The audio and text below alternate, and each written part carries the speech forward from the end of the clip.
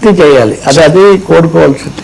Sir, Vijayendra క్షమాపణలో Mohan Bhagwat పాత్రమైన Vijayendra Prasad Rajya Sabha సభ్యుడు, అలాగే ప్రసిద్ధి బాహుబలి సృష్టికర్త, రచయితగా ఆయన నిన్న ఒక సభలో మాట్లాడారు. అంబేద్కర్ గారి మొదటి సతీమణి రమాకు సంబంధించిన అవార్డుల ఉత్సవంలో ఆయన మాట్లాడుతూ హఠాత్తుగా ఇది సందర్భం కాబోయినా నేను క్షమాపణలు చెప్పదలుచుకున్నాను, మా పూర్వీకులు అనేక తప్పులు చేశారు, మా ముత్తాతలు వీళ్ళు, వాటికి మా తాత ముత్తాతలు, వాటికి నేను క్షమాపణ చెప్పదలుచుకున్నాను. ఎగ్జాక్ట్ వర్డింగ్ ఇదే కాకపోవచ్చు, ఏదైనా చిన్న సవరణ ఉంటే చేసుకోవచ్చు. మా నాన్నగారు నాతో పాటు ఒక అతన్ని పెట్టారు, అంటే ఒక దళిత కులస్తుని అనుకోండి పెట్టారు, మేము ఇదిగా ఉన్నాము, కానీ మా పూర్వీకులు మా ముత్తాతలు వాళ్ళు చాలా చేయరాని అపచారాలు చేశారు, వాటి పట్ల నేను క్షమాపణ చెప్తున్నాను అది ఉద్వేగం ఆయన వ్యక్తం చేశారు. అది అయిన తర్వాత కాస్త మిగతా వాళ్ళు చప్పట్లు కొట్టారు. ఇది జరిగింది మొన్న, కానీ రవీంద్ర భారతిలో మొన్న జరిగింది, కానీ అది నిన్న మీడియాలో ఎవరో మీలాంటి వాళ్ళు దాన్ని తీసుకురావడంతో అది అయింది. ఇక్కడ 2-3 ప్రశ్నలు వస్తున్నాయి.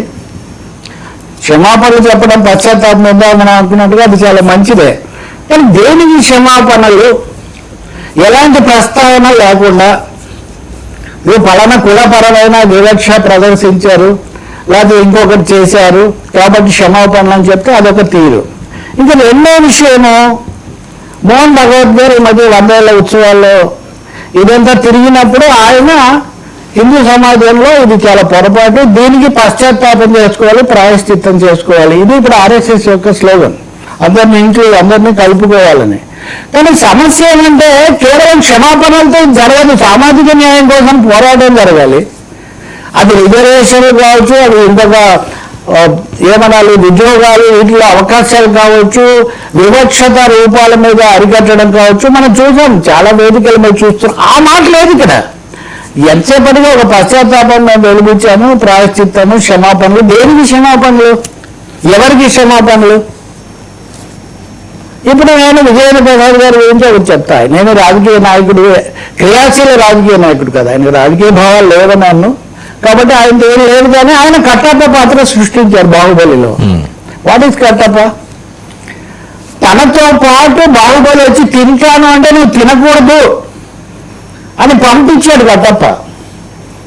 నేను బానిసలు ఇలాగే ఉండాలి అని చెప్పి, అంతేకాకుండా బాహుబలిని చంపేశారు కూడా. ఇది నిజంగా మోదీ గారు ఎన్నికల ప్రచారంలో నేను కట్టప్పలాగా సేవ చేస్తానన్నారు. కట్టప్పకు 2 ముఖాలు ఉన్నాయి కదా. కట్టప్పని సృష్టించిన బాహుబలిగా విజయేంద్ర ప్రసాద్ గారే కదా. ఇప్పుడు కట్టప్ప పాత్ర కథలోనైనా కానీ దాని ద్వారా ఇచ్చిన సందేశం ఏంటి వాస్తవంగా అంటే, ఒకవైపున వర్ణ వ్యవస్థ సరైనది కాదు, సనాతన ధర్మం సరైనది కాదు, ఈ వర్ణ వ్యవస్థ కుల తేడాలు ఉండకూడదని చెప్పడం వేరే విషయం. సనాతన ధర్మమే ఉండాలి, సనాతన ధర్మం చాలా గొప్పది అని చెప్పుకుంటూ సనాతన ధర్మాన్ని కీర్తిస్తూ కింది కులాలకు మేమేదో క్షమాపణలు చెప్తామంటే దానివల్ల దమ్మిడి ప్రయోజనం లేదు. మీరు నిజంగా ఈ అన్యాయాలు వివక్షతలు ముగించదలుచుకుంటే తప్పకుండా సామాజిక న్యాయం కోసం గొంతెత్తాలి, దాన్ని ఖండించాలి కదా. ముందు అంతరాలు దొంతలు ఉండకూడదు, ఈ కులాల హెచ్చుతగ్గులు పోవాలి అనే మాట మీరు చెప్పాలి కదా. అదైతే లేదు. మరి తర్వాత చెప్తారేమో నాకు తెలియదు, కానీ ఖచ్చితంగా సంఘ పరివార్ ఇస్తున్న పిలుపు, వీటికి ప్రాయశ్చిత్తం చేసుకోవాలి, ఆత్మబోధ చేసుకోవాలి అని చెప్తున్నది ఇది ఒకటే ఉంది.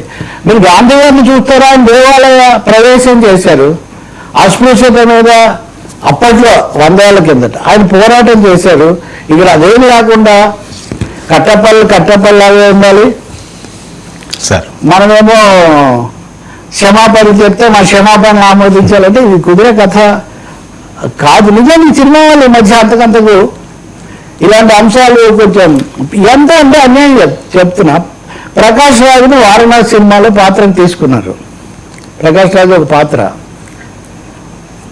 ప్రకాష్ రాజు ఎలా చేస్తాడో అంత పరమ ఆస్తికుడు పాత్ర ఏంటంటే సోషల్ మీడియాలో చర్చ నడుస్తుంది. అంటే ఎక్కడికి పోతుందంటే మనది రామారావు గారు కృష్ణుడి పాత్ర వేసిన రామారావు గారే రావణుడి పాత్ర వేస్తే కూడా మనం చూసాం. కానీ ఇక్కడ ప్రకాష్ రాజు వేయకూడదు, ప్రజల్లో చాలా సందేహాలు ఉన్నాయని మీడియాలో వదులుతున్నారు అన్నమాట. కాబట్టి విజయేంద్ర ప్రసాద్ గారు ఒక రాజ్యాంగ ఆయన కేవలం సినిమా రచయిత అయితే ఇంత మాట్లాడిండేవని కాదు.